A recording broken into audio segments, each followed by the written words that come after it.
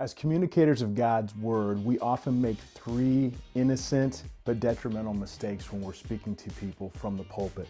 One is that we don't give any context for the passage.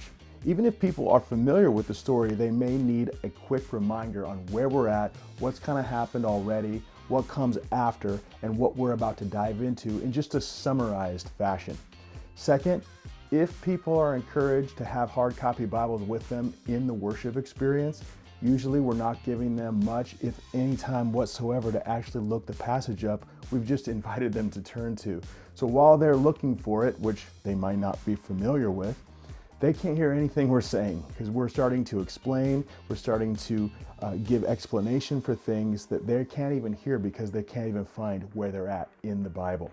And thirdly, and this one is even trickier, is that while we're reading the text that we're trying to preach from, we start to interrupt the Bible itself with our own parenthetical comments. This is really tempting to do, but I really want to encourage you to wait to insert those comments until you're actually ready to explain the passage. First, we want to read the passage clearly and succinctly because most people aren't audible learners. Usually they're going to be reading it and looking at it either in their own seat with their own Bible, or they're going to be looking at the passage on the screen. Give them a chance to actually read along without being interrupted.